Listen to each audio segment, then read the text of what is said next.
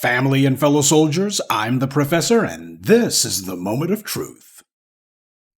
So Moron DeSantis, the Imperial Grand Wizard of the Banana Republic of Florida, signed a bill into law that makes it a felony to knowingly and willfully transport an undocumented person into the state of Florida, including relatives and acquaintances. It also invalidates out-of-state driver's licenses issued to immigrants who lack legal status and requires private businesses with 25 or more employees to use a federal system known as E-Verify to confirm whether new employees are eligible to work in the U.S.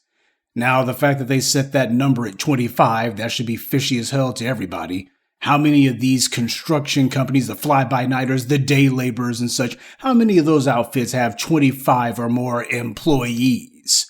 We'll get into the dubious feasibility of this law in a minute, but if you want to know what I think about it personally, you can file this one under a stopped clock being right at least twice a day. That's what I think about DeSantis passing this law. Now, to be honest, I think that it is good, but he should have made this a major priority long before now. And if he was truly serious about it, he would have. But the truth of the matter is, it really is more sizzle than steak. Because what this legislation does not do is it doesn't criminalize living with, sheltering, or renting space to family, friends, or other individuals who are illegal aliens. It doesn't make it a crime to conceal, harbor, or shield them from detection or transporting them within the state of Florida. It simply makes it a crime to be bringing them into the state, not moving them around once they're inside the state.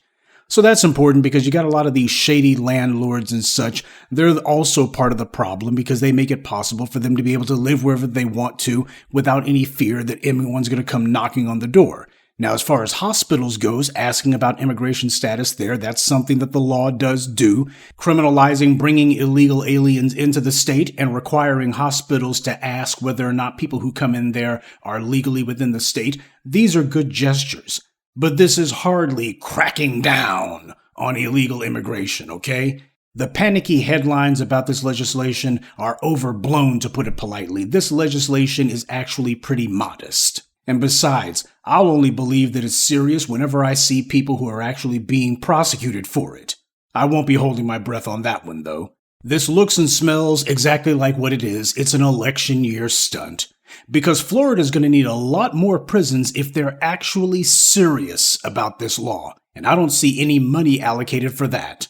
If you know that you have millions of people in your midst who are taking part in this human trafficking, unless you have an adequate infrastructure in place to actually punish them, it won't be long before everyone says, yeah, this law was just a political stunt. Now, there's been some reporting, which I think needs to be taken with more than a couple of tablespoons of salt, that you got illegal aliens who are leaving the state and that there's these job sites and there's these other places where illegal aliens normally would be working that are empty now and nobody's coming to get these jobs. Well, look, in the past, in places like California, you had illegal aliens organizing marches, walking through the streets holding up signs that said, "Not legal, not leaving." When people are allowed to openly break the law, to do so freely, without even a hint of consequence, and when this process of law breaking goes on for generations, what that does is it builds nothing but contempt for the law and for the society who allowed this lawlessness to continue. When someone tells you they refuse to leave your home, there's a term for that. It's called trespassing. And when someone tells you they won't obey your laws regarding residency, then you have to wonder how many other laws are they refusing to obey? Lawlessness begets lawlessness. I, for one, could never expect to go to Mexico, Guatemala, El Salvador, or any of those places where these illegals are coming from and then tell their governments I'm here illegally and I'm not leaving either. They would at the very least call me an entitled American, and at worst, I'd wind up spending more time in those countries than I would have liked because it'd be in a prison cell awaiting deportation. But the one thing that would never happen in any of those Latin countries where the illegals are coming from is that they would change their laws to allow me to stay in their country without having to go through proper channels. They don't even do that for their fellow Latin Americans down there, so of course they wouldn't do it for a U.S. citizen. And U.S. citizens have much more money than the locals do down there in those places, because they believe in defending their sovereignty. Now, of course, you have the usual suspects complaining about it. The reason illegal immigrants come to the U.S. is because you have mostly white businessmen at the city, county, state, and even national levels who make money off of illegal immigration. We won't even get into the political side of it. Local businesses want illegal labor for day laborers, hotel staff, to do cleaning jobs, and of course you got a bunch of nannies among the more affluent in the white suburbs. At the county and state level, they want them for agribusinesses. We're talking about the farms here, factory farming. They want them for things like cheap construction labor. And nationally, you have banks and banking interests like Western Union, whose wealthy investors make tons of money off of the wire transfer fees they charge when the illegal aliens send money back home. So illegal immigration is very, very profitable for wealthy white interests. Now, obviously, the list of those beneficiaries is far larger than what I've given. I'll be here till 3 a.m. trying to list them all. But the point is, there's a reason why your local city council, your state legislature, and even the U.S. Congress refuse to do anything about illegal immigration, because they're all getting paid off of it. They all make money off of it. It benefits them. Why do almost all the red states have laws that allow illegal aliens to also have driver's licenses, or at the very least, gives legal loopholes for them to drive without them? Because the business interests who use this cheap labor give campaign contributions in order to buy that policy. The parasitic businessmen who live off of dirt cheap labor are determined to not pay full freight for anything. They have become addicted to cheap labor, and you know how ugly it gets if you try to come between a meth head and their pipe. And you also know a junkie's very first recourse when they get called out is to just deny everything. They make a profit on paying their laborers next to nothing, and don't let these bloodsuckers tell you that these are their employees. You don't exploit employees by holding their immigration status over their heads, which is what a lot of these employers do. Go ahead and work for these dirt cheap wages or we'll call ICE on you. Employees have the potential to unionize. Illegal aliens don't. American businessmen have always tried to take the cheap labor that they have and try to refer to them as something other than slaves or indentured servants or otherwise people who they're just straight up exploiting. Having some shady farmer claiming that the illegal aliens on his farm are his employees sounds like a plantation owner in the antebellum South saying that the black folks he was forcing to work for them were like family to him. They draw from the same well. The times change, but racists don't. The lies and the liars, they remain the same. Now, if people like these criminal agribusiness companies want to claim that this law is all such a terrible thing, then I say, let's see how long it is until they start going out of business. I say we should call their bluff. I don't want to call them liars, but considering the putrid depths that these individuals have gone to in order to maintain their dirt cheap labor, I'm afraid they're going to need to convince me before I believe them on anything. Because we've had liars in the construction industry lying through their teeth and claiming that they only hire illegal aliens because nobody else wants to do the work, etc. And I know for a fact that's a lie. We've seen city after city where black men have been slowly edged out or in some cases just forced out of construction altogether in favor of illegals who will work for less or who get hired because they're not black. The individuals you see in places like Texas and California hardly qualify as skilled labor. The work that I've seen in those places, especially when it comes to homes, and places like Atlanta, that workmanship is shoddy, to put it politely. These builders just want cheap labor so that they can pocket more money. End of. And the people who actually pay for these houses or for these strip malls or these construction projects, well, they just let them have these places and they'll find out later just how poor a job was done.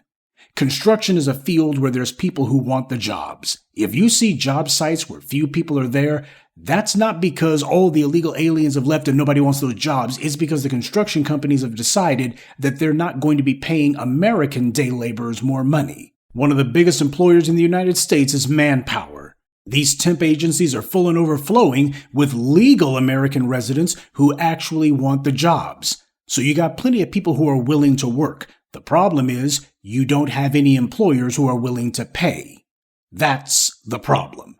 I don't trust these employers because they've been doing so much dirty mess for so long. Illegal aliens have provided political benefits to the white left by giving them a new constituency who won't put pressure on white power like black people do, but it's also given economic benefits for the white right who want corporate profits at all costs. So the kvetching that you're seeing from the white media and such, that doesn't strike me as a panic. It strikes me more as anger. There's some people who are fearing that the free ride might be over if the moves coming out of Florida become habit-forming elsewhere. Actually, I think this is something of an interesting social experiment. Let's allow these laws to remain in place for a few years, modest as they are. See what happens. Will we be starving for food without illegal aliens to pick the vegetables? Will hotels become pigsties without illegal aliens to change the bed linen? Based on what I've seen, they're not cleaning the rooms. Will houses and strip malls and construction sites simply not be done at all? Or will these shady companies finally be forced to do something that they've desperately tried to avoid for decades? And that is to actually pay the right wage. Florida's not really enforcing this law, by the way. They're mostly relying on the PR stunts that DeSantis pulled last year, sending illegals to Martha's Vineyard or to New York City or to Chicago. They're going to see how long that they can coast off of that. Merely making a few token gestures seems to have had a modest effect, at least initially, though it remains to be seen how much of an effect and for how long. Now, of course, none of this means that DeSantis is some kind of saint. He's still the same old white supremacist anti-black racist he's always been. He's doing this mainly because he's running low on other hot-button issues. He just knew that he was going to ride critical race theory to glory, but that one burned out a lot faster than he thought. And they've been looking for a replacement for it ever since. That's why we keep hearing this alphabet soup of things like ESG and DEI. I mean, they're just flailing at this point. They're like some talentless one-hit wonder musician who's trying to figure out how do they recapture the magic one more time. Whatever momentum all of that culture war nonsense that they were doing might have had with the GOP's deranged base, it clearly hasn't translated to any other constituency. DeSantis' culture war laws have either been struck down or otherwise contested. Instead of that asinine so-called elections police force that he said he started, he should have been announcing an illegal alien police force. Now, there have been a number of Hispanic leaders in particular who are preachers in the main, and they've been coming together hoping to stop this. A lot of them have gone so far as to use their churches as sanctuaries for illegal aliens. Now, as black people, our job is to make sure that our interests are spoken up for. And one of those interests is to make sure that nobody tries to appropriate and misuse our history. The civil rights movement has absolutely nothing whatsoever to do with illegal immigration. These are two different and completely unrelated subjects, and we should not allow anyone to try to conflate them. You've had a number of black political shills, a number of civil rights retreads clearly doing the dirty work of their white political paymasters, and they've actually used terms like freedom riders to describe illegal alien activism. These same individuals show that they know nothing about history or contemporary issues. We need to be honest about the fact that a large number of the people who come from some of these countries and cultures, they practice vicious anti-black racism in the countries they came from. I've documented that on this channel. And many of them have brought that same anti-black racism to the US with them, and it's had deadly consequences for the black community. You had a number of black people who spent, or rather wasted decades, calling for some black-brown alliance that was never going to materialize, and the individuals who they were making entreaties to never returned the gesture. And that being the case, fine. So in the past, what we heard was everybody needs to just stand on their own, and that being the case, that's exactly what the black community should say now. Everybody needs to just hold their own. So while I'm certainly no Ron DeSantis supporter, I know he's not doing this to benefit black people, and these are mostly gestures. It's a lot more sizzle than steak. Nonetheless, I do see the value in this particular policy, and to be honest, it's one that I wouldn't mind seeing these backward red states actually adopt. Though, if history is any guide, we shouldn't bet on it. While the white right wants to use white nationalism to gin up their base, at the end of the day, all these politicians want money. And the lion's share of that money comes from the same individuals who demand a hands-off policy when it comes to illegal immigration. We see it at the local, county, state, and national levels. Too many of these immigrants have decided that they thought that they were honorary members of the oppressor class, and then as soon as the white supremacists start putting their foot up their behinds and show them who they really are, then all of a sudden we're all in this together, etc. And that doesn't work. So in summation, I'll say that there's simply some fights where there's just nobody to cheer for, though that doesn't mean that we don't take note of whether anything beneficial could come out of it for us. And for the people who still want to argue the point, usually individuals who are seeking interracial sexual access, individuals who would say nonetheless we ought to support the illegal aliens because of people of color, etc. Well, to be bluntly honest with you, I've actually been arguing that we should support the illegal aliens. We should support them in the exact same way and to the exact same extent that they have always supported us. Good day, and be one. I'd like to take a moment to mention some of our contributors: Burkett Cochrane, Sherman Marshall, Hildman Gallo, Latrice Ross, and Rose Arnold. Salute to them and thank you to everyone for listening, liking, and sharing this message. Black empowerment only exists because of you.